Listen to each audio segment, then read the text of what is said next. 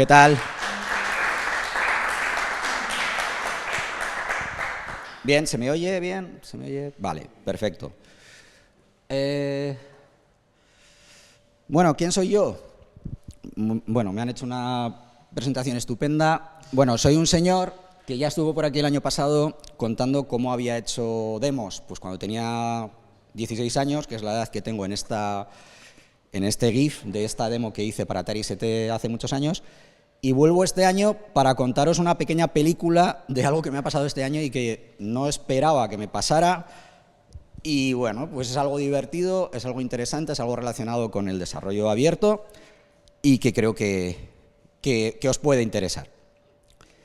Bien, primero, esta es mi mano, este es mi dispositivo. Esto de aquí es un sidecard. Este dispositivo de aquí es de lo que voy a hablar, cómo lo he desarrollado y cómo llegué a desarrollar algo que ni me imaginaba que iba a desarrollar hace solo un año. Es lo que os voy a contar. Bien, ¿cuántos de aquí tuvisteis ordenadores en los 80? Bueno, maravilloso. ¿En los 90? Bien.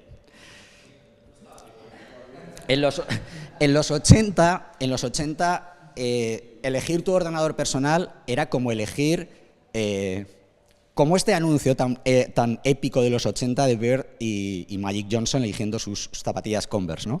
Había que elegir tu arma, era importante saber elegir. ¿Por qué? Pues porque había muchas opciones.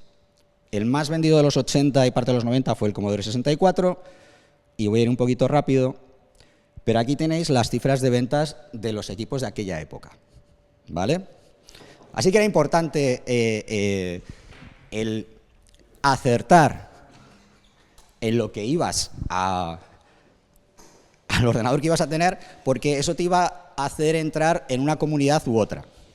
Bueno, yo opté por Atari ST, también tuve un Amstrad CPC, pero eso es otra historia, y es lo que os voy a contar.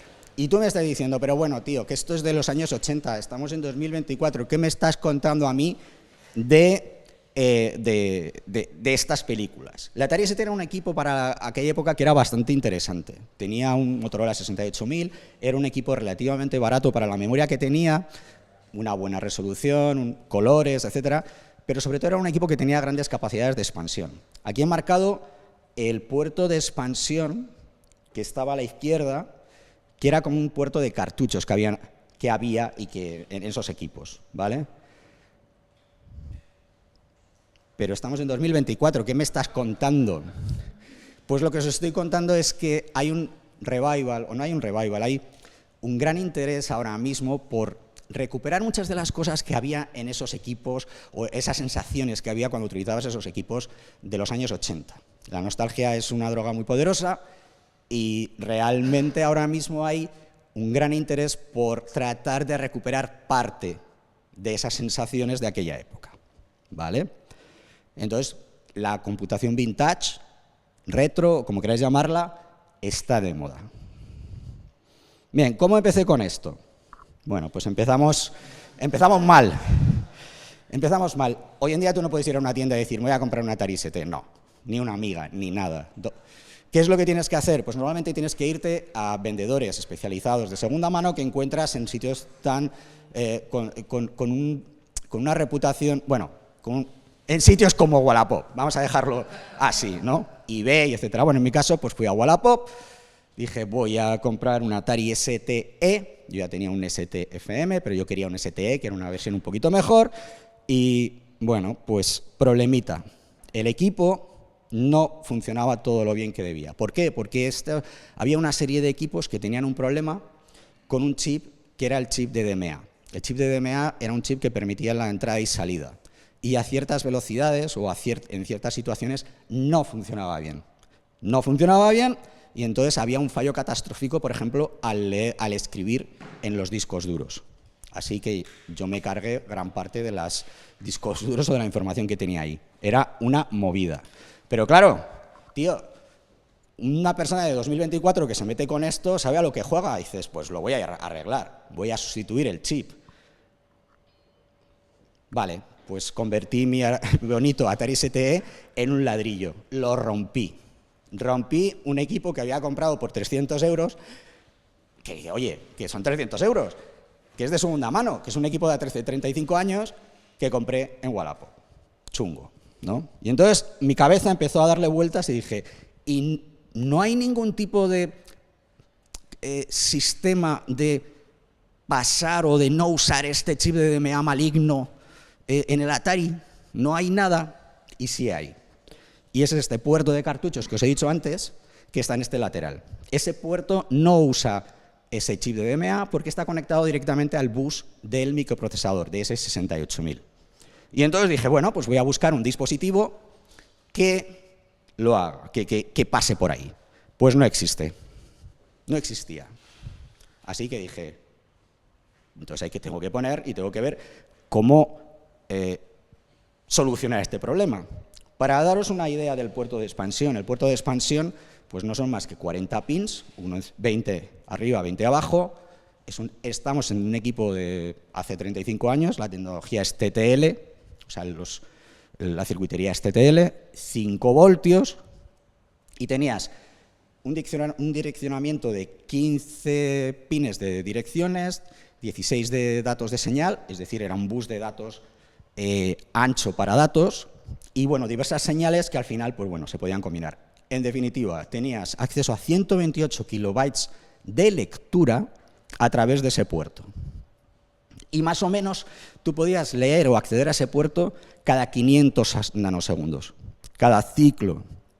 Es decir, el equipo era un equipo de 8 MHz, pero realmente cada 500 nanosegundos tú podías leer de la memoria. Lo vemos aquí. ¿Cómo funcionaba este dispositivo que yo tenía en mi cabeza? Y como estaba en mi cabeza, yo hice la lista de los Reyes Magos, ¿no? Y esta lista de los Reyes Magos quería hacer algo que se conectase al puerto, que fuese programable, que fuese más de esos de 128 KB, porque 128 KB es muy poco, que fuese lectura y escritura. Ojo, es un dispositivo de solo lectura, así que algo había que hacer ahí que permitiese más storage, o sea, almacenamiento masivo, acceso en red. Es decir, todo lo que hoy tenemos, que damos por hecho en un equipo que tenemos por aquí encima, pues lo quería tener en el Atari. Quería además acceder a una comunidad de desarrolladores y quería que fuese barato. Bien, no existía ese dispositivo. Así que Santa me trajo carbón. ¿De acuerdo? Cuando a un niño Santa le trae carbón, pues llora. Un niño Asperger que le traen carbón, lo que hace es construir sus juguetes en la cocina. Challenge accepted. Así que, como buen Asperger, me puse a hacer tratar de construir este dispositivo. Vamos a ver cómo funcionan los cartuchos en las consolas o este cartucho de expansión. ¿Cómo funciona cuando estos cartuchos de expansión de ROM? Pues en realidad son dispositivos tremendamente sencillos. Aquí tienes una instrucción en código de ensamblador 68000, que es mover una palabra de 16 bits, eso significa SW, desde esta dirección, que es la dirección del cartucho, al registro D0. Lo que se hace es traducir esa dirección en los bits correspondientes del bit de direcciones, y lo que se hace es acceder a los bancos de ROM que tenemos en ese cartucho. Hemos dicho que teníamos 2 bancos de 64K cada uno, así que tenemos el banco 3 y el banco 4, pero recordad que hemos dicho que teníamos un bus muy ancho de datos, de 16 bits. Significa que tenemos que acceder a la información en paralelos, 8 más 8. Y ahí es donde tenemos marcados el high y el low. Es decir, cada uno de estos chips es un 27C256, si lo leo bien. Son 32K, 32 más 32, 64, 64 más 64.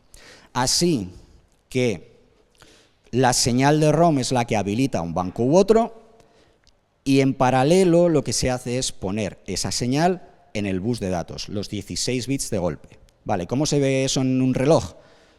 Pues se ve como se ve aquí. ¿Vale? El ciclo es de 500 nanosegundos, es decir, la primera franja roja, no sé si se ve o aquí, no se ve muy bien, la primera franja roja y la siguiente azul serían los 500 nanosegundos, los dos ciclos de CPU serían 250, es en ese ciclo cuando se activa o ponemos una señal de quiero leer del banco, es en esa señal cuando ponemos los bits en el bus de direcciones y es en los siguientes 250 nanosegundos cuando los chips S27C256, esas ROMs, las que ponen la información en los datos. Se pone la información en los datos y al final quitamos la señal activa de la ROM y volvemos a empezar.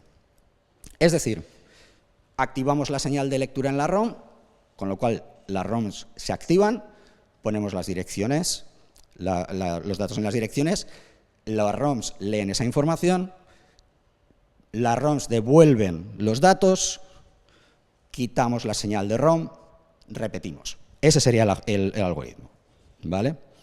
Bien, pero eso es como funciona una ROM, pero os he dicho que tenía una carta a los reyes. Para poder hacer algo que fuese todo lo que yo quería en la carta de los reyes, en primer lugar, necesito no una ROM, necesito un microprocesador, o más que un microprocesador, una unidad de control. Así que necesito pues, un microprocesador, un microcontrolador, algo que me permita. Necesito un sitio donde guardar un programa, es decir, necesito una memoria de almacenamiento persistente, tipo flash. Necesito una memoria RAM para poder guardar el programa mientras se ejecuta y poder guardar las variables que trabajemos en ellas.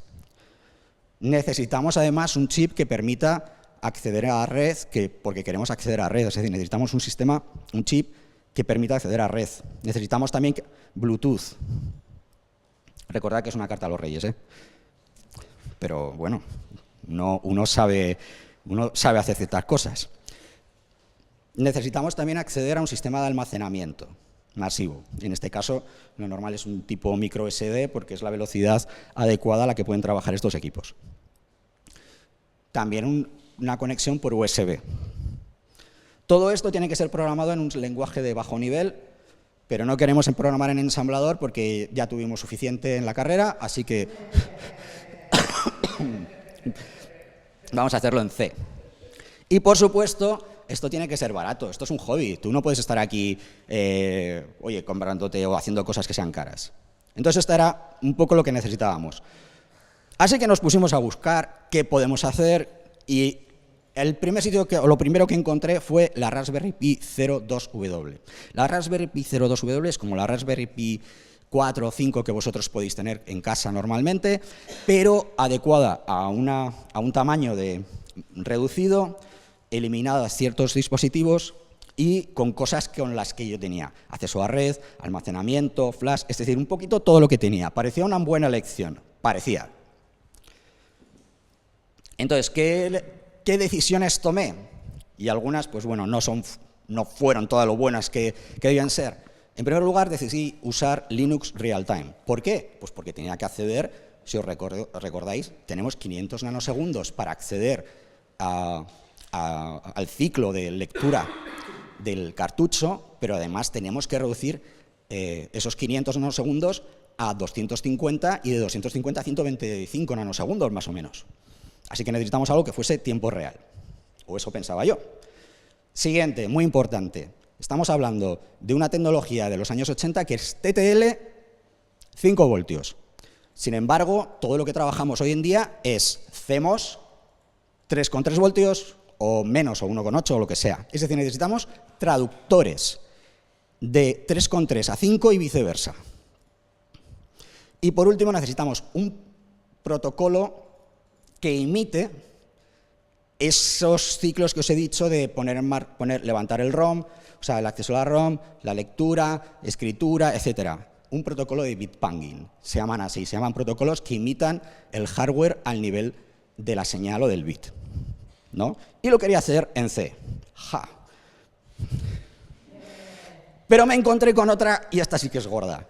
Lo que me encontré es que ese cartucho de 40 pins traía muchas señales, pero muchas. traía más de 32 señales, con lo cual no tenía suficientes señales en lápiz 02. Y dices, bueno, pues, ¿y esto cómo lo solucionas? No puedes añadir más señales porque sí a un dispositivo. Lo que sí puedes hacer es, y es lo que hice, implementar una solución que se llama Pure Time Multiplexing on a Multiplexed Bus. ¿Vale? Os lo he dicho así, tan rimbombante, porque estuve desarrollando esto durante meses y no supe lo que estaba desarrollando hasta que encontré un día en Internet cómo se llamaba desde el punto de vista académico. Entonces os lo pongo aquí porque estoy muy orgulloso de haber hecho algo que no tenía ni idea de lo que estaba haciendo. Vale, ¿qué es esto? Significa que, oye, tenemos que compartir los datos de entrada de direcciones y de salida del bus de datos con las mismas GPIOs, con las mismas señales que existen en el 0.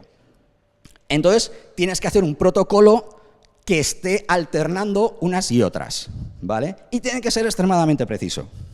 Y lo hice. ¿Cómo lo hice?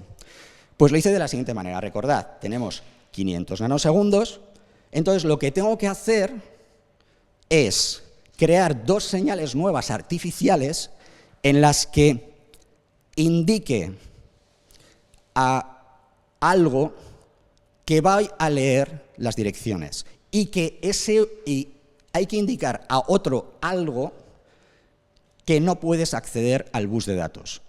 Esas dos señales son read y write. Al final, read y write es una máquina de estados son cuatro estados: lectura, escritura, y existe la posibilidad de no acceder a nada, acceder solo a uno de los valores, read o write, pero lo que no está permitido es que haya un read o write concurrente, porque entonces habría una colisión.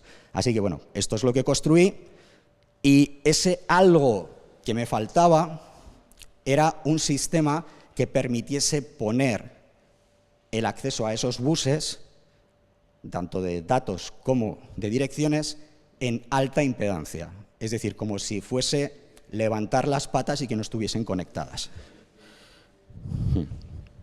Vale, volveremos luego a eso.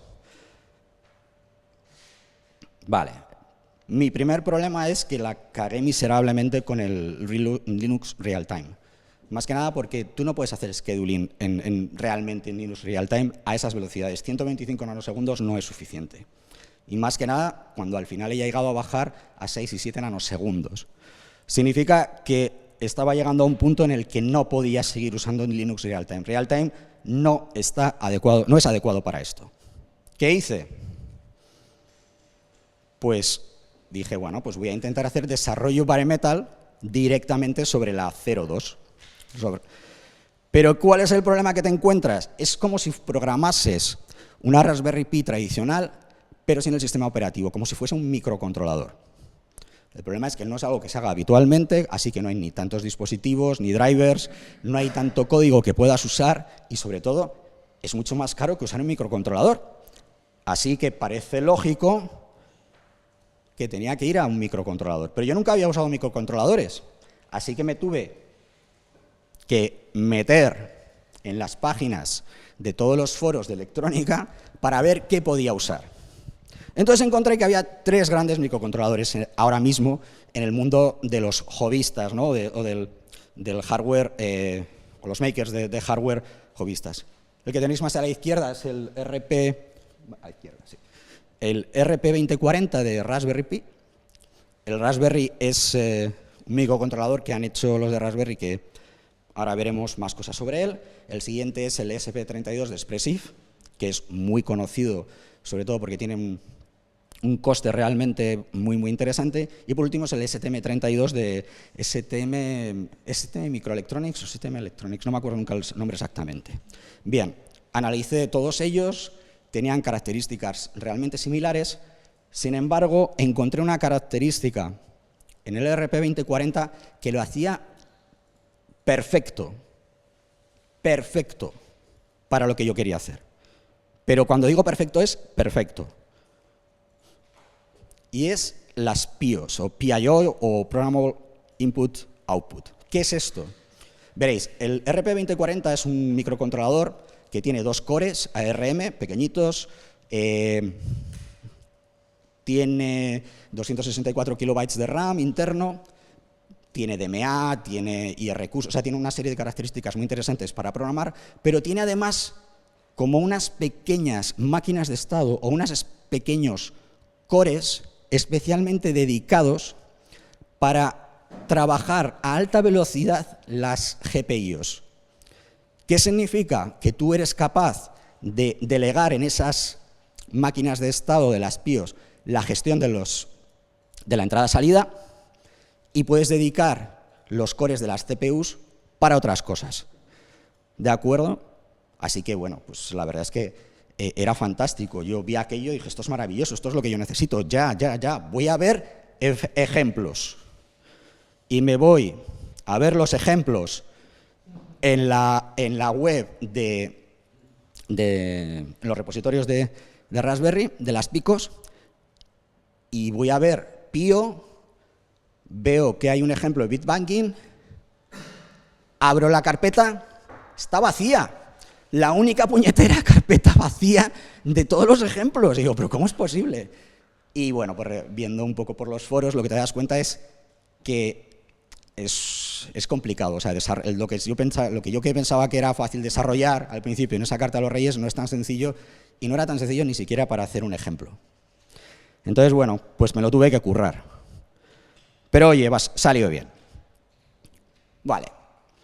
Digamos que ya había hecho esa labor de descubrimiento, había aterrizado bastante bien lo que quería, y entonces lo que decidí ya es ponerme manos a la obra con este RP2040. En primer lugar, decidí no usar directamente el microcontrolador tal cual, sino que usé una placa que hace Raspberry, que es la Pico.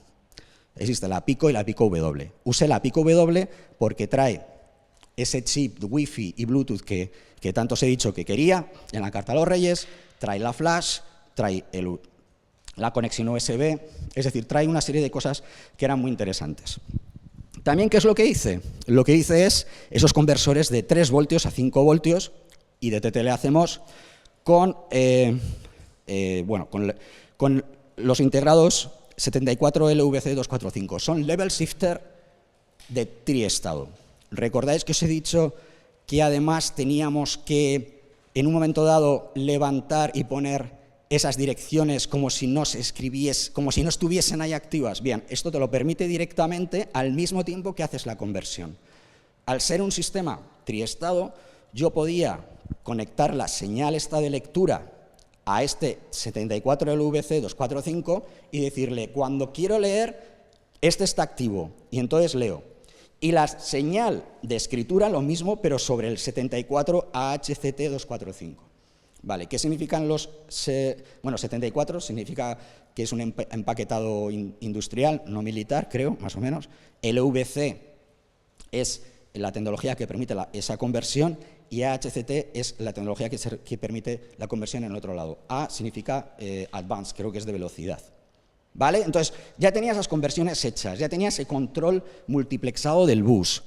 Añadí una tarjeta SD a través de un interfaz muy conocido que es el Serial Peripheral Input. Sí, eso, gracias. Y lo conecté a la Pico. Bueno, es bastante sencillo, o sea, copié lo que había en la web y punto. Lo copié, lo conecté, es una de las capacidades que trae el RP2040, así que no tuve que inventar gran cosa. Y también añadí un DMG 2305UX07, es un diodo especial que permite permite gestionar el flujo de la corriente. Tened en cuenta que esto iba a estar conectado a los 5 voltios de la Atari ST, pero también podía entrar corriente por el puerto USB. Entonces la podías liar parda. Y claro, liar la parda con un equipo de hace 35 años que lo has encontrado en Wallapop y nadie te ha engañado, pues entonces, joder, eso tienes que tener cuidado. En general, yo lo que no quería era que pudiese haber ese conflicto. Más o menos esto es la enchilada. Y esto es lo que construí. Si podemos ir pasándolos por ahí, ¿vale? Estos son diferentes versiones. Pedro, si puedes ir, sí, que vayan circulando. ¿vale? Y esto es lo que construí.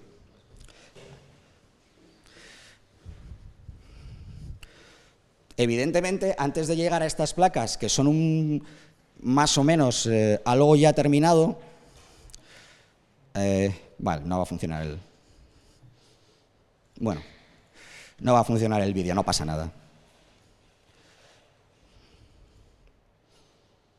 Os enseño diversas fotos de cómo fue evolucionando la construcción del dispositivo, ¿vale? Al principio esto lo construí, pues bueno, hilo a hilo. Ahí se ve la ensalada de hilos tan tremenda. Tuve que hacer un software para probar, ¿vale? Pero claro, yo esto es un hobby, así que, bueno, pues liberé el esquema inicial, lo tenéis ahí, y por supuesto, estamos hablando del hardware, pero esto, sin un software por encima, sin un firmware, no sirve de nada. Bien. Vamos a hablar un poco del protocolo que inventé para poder seguir con la carta a los reyes. Es decir, yo lo que le había construido hasta ahora era como una especie de réplica de una ROM en la que tú enchufas y bueno, pues simplemente lees los datos, ¿no? Pero claro, recordad que yo había querido leer y escribir, tener almacenamiento, red, los relojes en tiempo real, USB, es decir, quería tener toda esa complejidad de periféricos modernos que podemos tener hoy en día. Entonces, dándole vueltas, yo saqué como dos tipos de funcionamiento del dispositivo. Perdón. Por un lado está el modo Full ROM Emulation, que es lo que ya habíamos conseguido, y por otro lado está lo que yo llamo el modo híbrido de emulación. ¿Qué es esto del modo híbrido? El modo híbrido es lo siguiente. Vosotros figuraos que cuando tienes la emulación del ROM, solamente la CPU envía la dirección y devuelve los datos. Figuraos que fuésemos capaces de enviarle comandos al dispositivo para que hiciese cosas y poder recoger esa información para que el Atari ST pudiese reaccionar a todas esas acciones. Entonces, lo que yo hice en primer lugar es, recordad que teníamos dos bancos, dije, vale, voy a dejar un banco con funcionamiento full mode.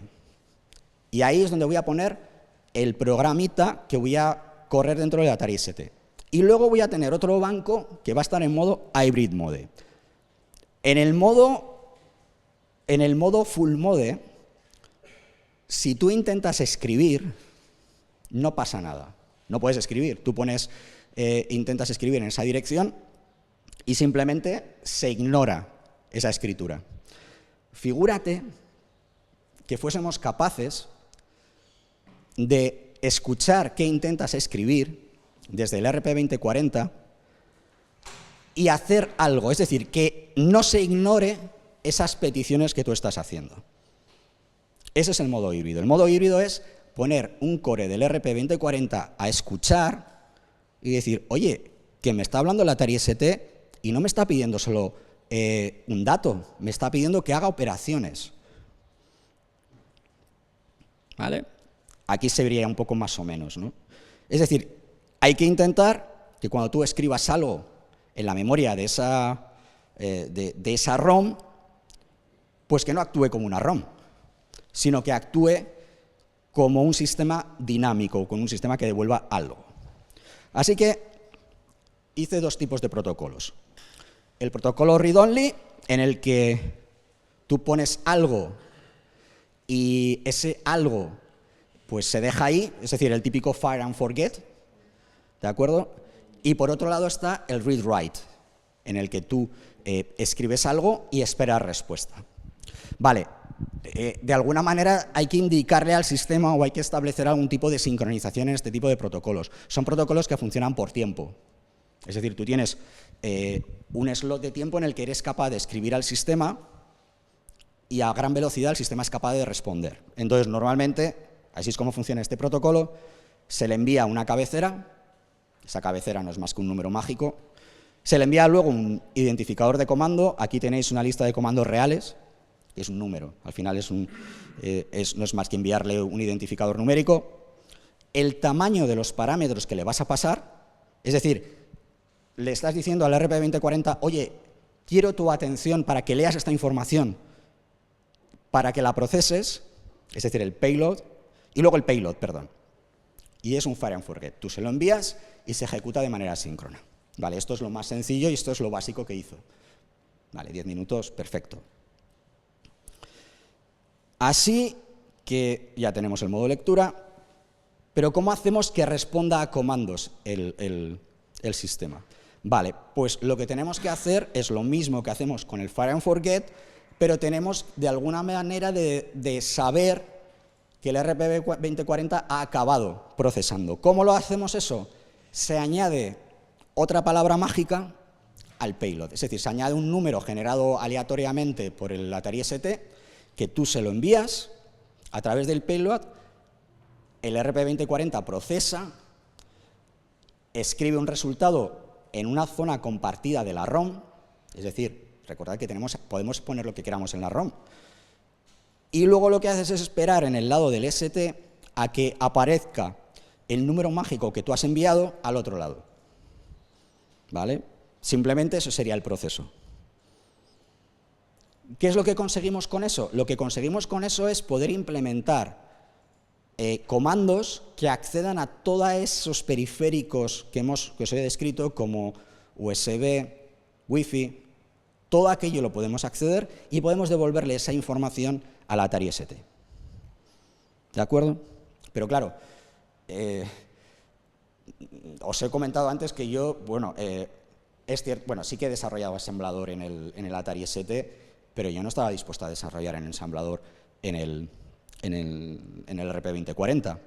La realidad es que hay una cantidad fantástica de librerías que todo esto que os estoy contando, el acceso al sistema de ficheros del micro SD, la gestión de la Wi-Fi, del Bluetooth, del dispositivo USB, ya está hecho, magníficamente documentado. Así que lo que teníamos que construir era un gestor de esos comandos en el lado del pico y un firmware que enviase comandos desde el ST hacia el pico.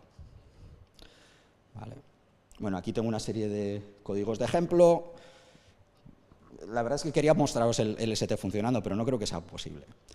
Bien, ya he construido todo. ¿Qué pasó? Bien, yo pensaba que esto iba a interesarle pues igual a 20, 25 personas pues del típico foro friki de Atari, Comunidad Atari España o algo así, ¿no? Se me fue de las manos completamente, pero completamente. Recordad que además liberé, o sea, de hecho he tenido, ahora os cuento las movidas que he tenido.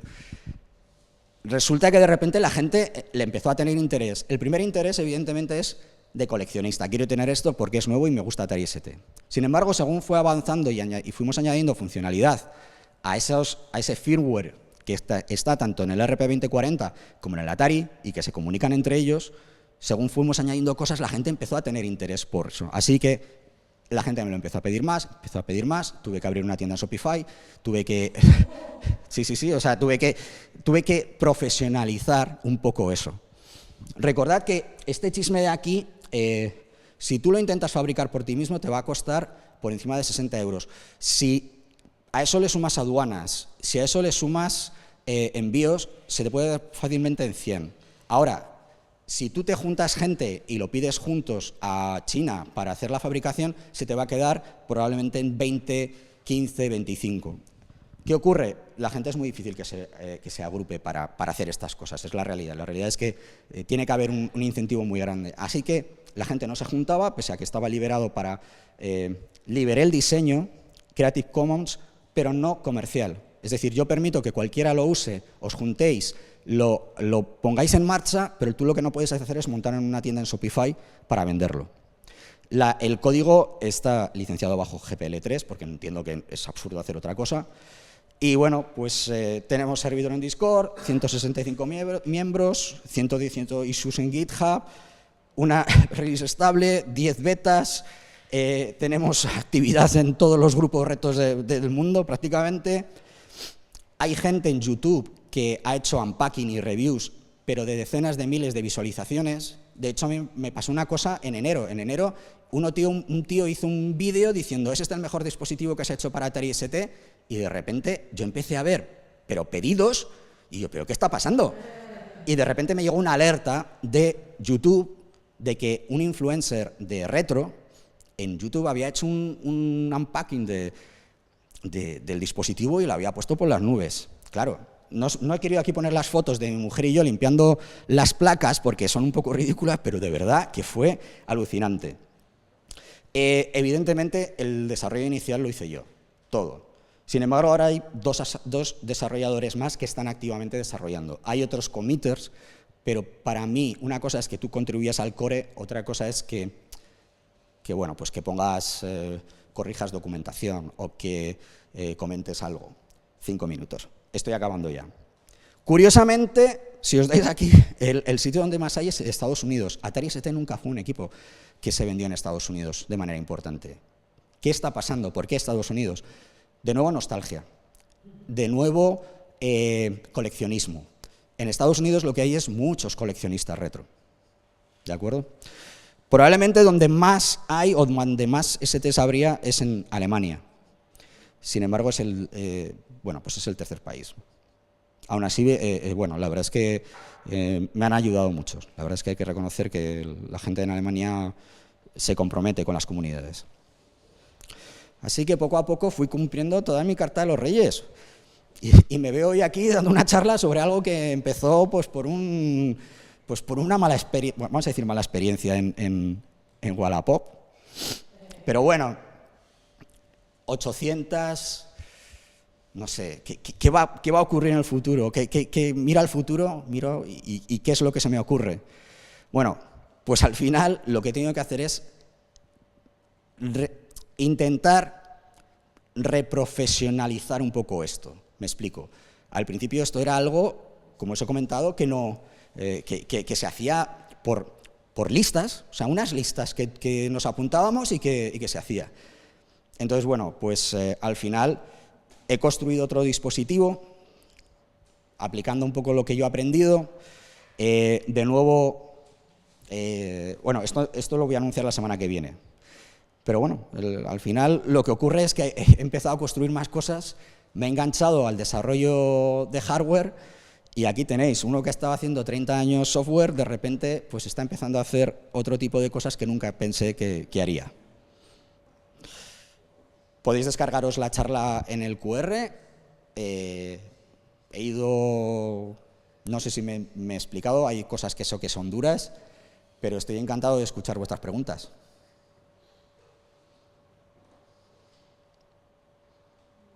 Apabullaos os habéis quedado, ya veo.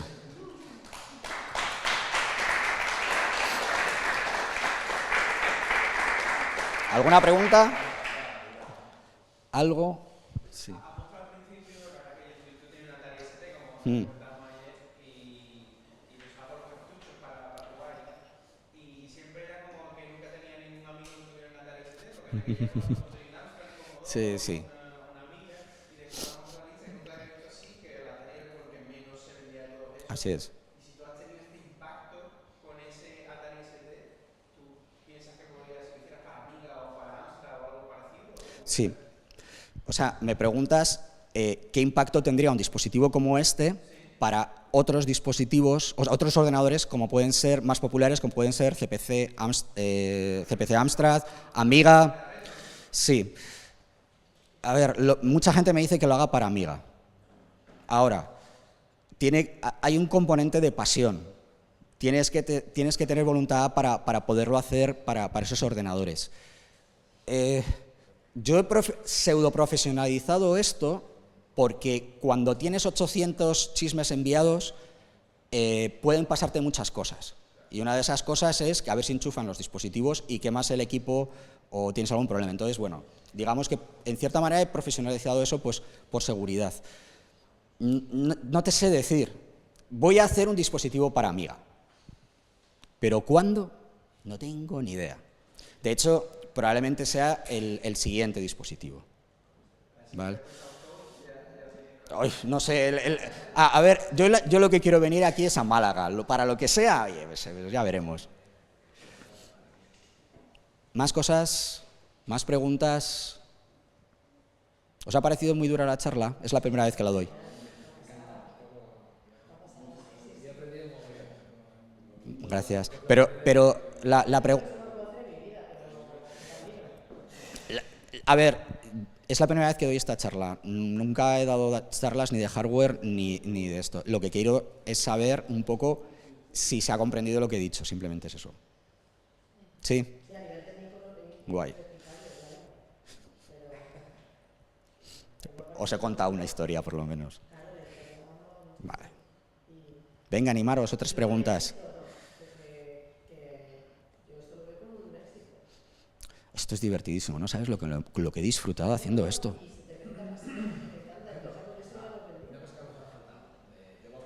Sí.